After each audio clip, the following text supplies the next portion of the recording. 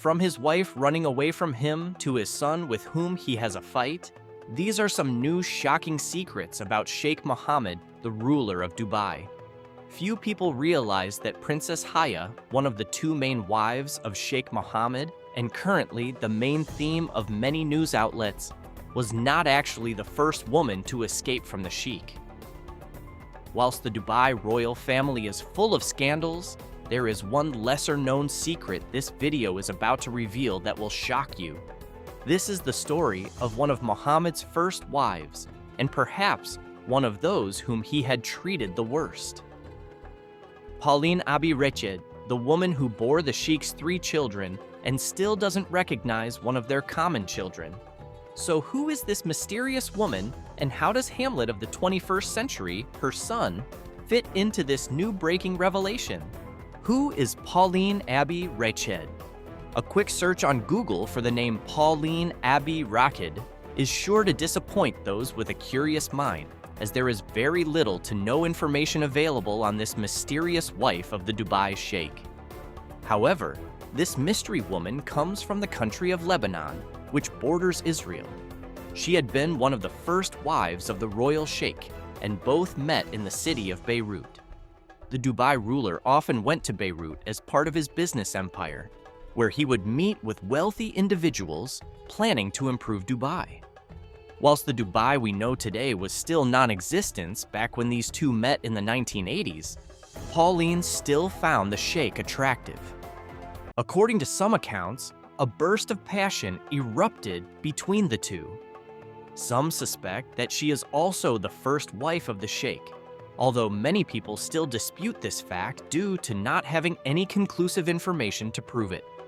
However, things between the two grew, and Pauline would eventually find herself moving to Dubai, where she would live inside the palace of Sheikh Mohammed. During this time, the sheikh would treat her fair, and things seemed to be going along great. Well, this was until 1992, when Sheikh Mohammed and Pauline had a joint child. With the birth of Suhail, things were about to change, and this would be the start of the sheikh's often disgusting behavior toward women. Although some suspect that this behavior was already apparent whilst the sheikh was still young. The birth of the unwanted son. The big problem started when Suhail was born, and he didn't inherit his father's noble surname, Al-Maktoum. In fact, the young child would be called Suhail Abi Rashid, which meant that he would carry forward the name of his mother. But just to back up a bit, Suhail was only the 3rd child of the couple.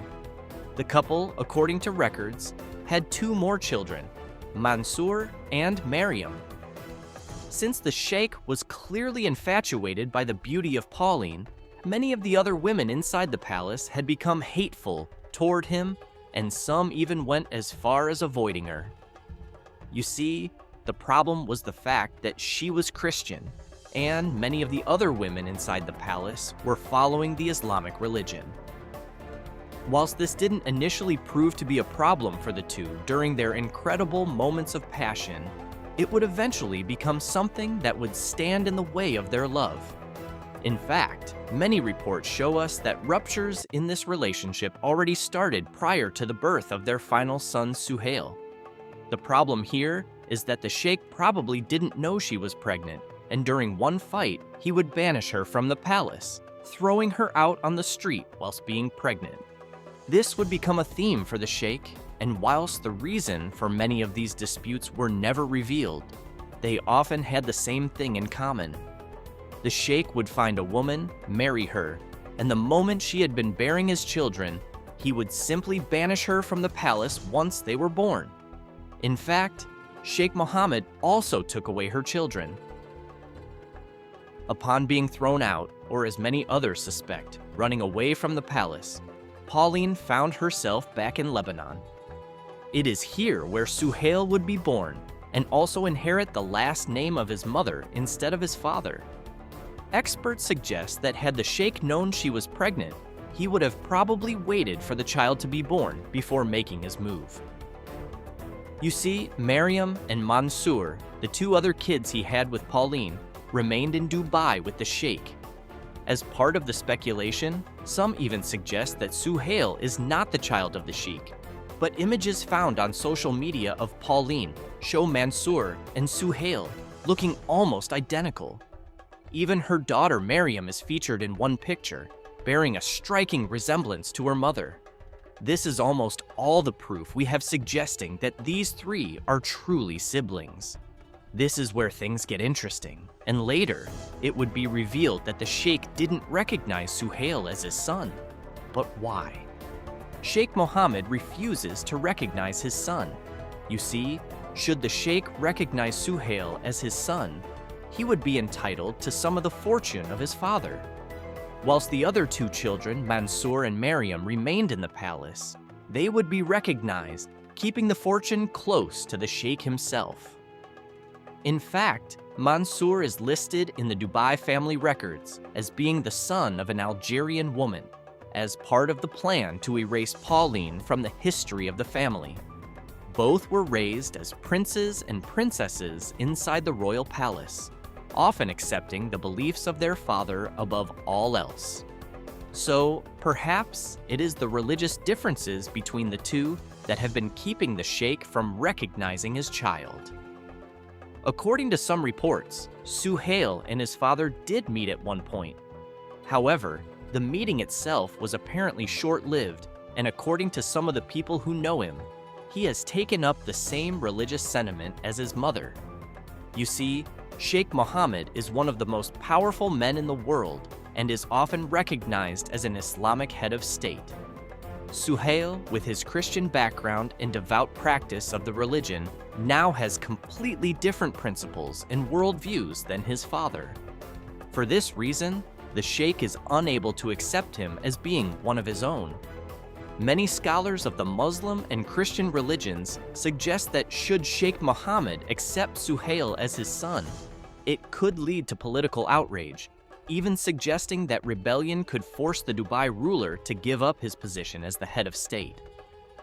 Another problem arises that when the sheikh does accept Suhail, he will automatically be thrust into being a prince. The Muslim emirate might find it quite hard to hold religious gatherings and to explain to the public why one of their princes are of a different religion. As you can see, this tacks on a whole new host of problems for the Dubai royalty. So what has happened to the potential billionaire Suhail, the unremarkable life of Suhail Abi Rashid?